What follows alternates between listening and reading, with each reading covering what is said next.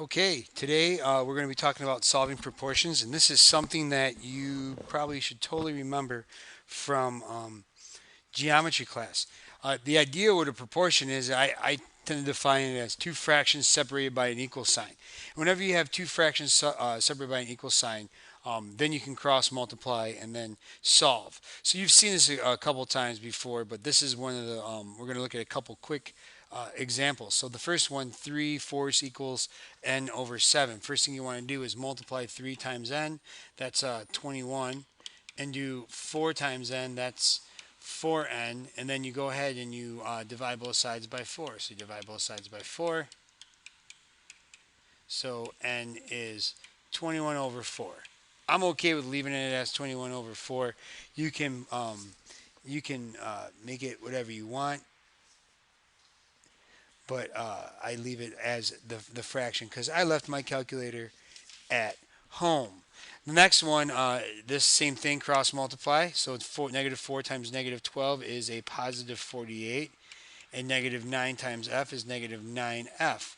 I divide both sides by negative 9, and I get negative 48 over 9. Notice that before it was in the bottom and now it's in the top. It doesn't really make a difference where you put it as long as it stays negative. And we can leave it like that for sake of time and energy. Moving on. This one's a little more tricky, but nonetheless, you look at it and you say, hey, do I have a proportion? And the answer is yes. It's two fractions separated by an equal sign.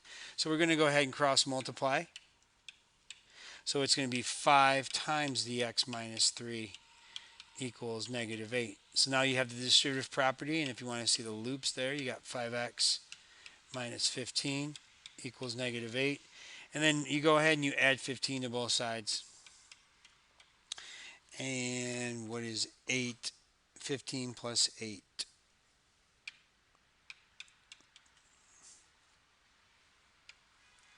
15 plus 8. I'm going to grab the calculator here. Because I left my calculator at home, but I have a big, bad, fancy one. So 15 plus 8 is 23.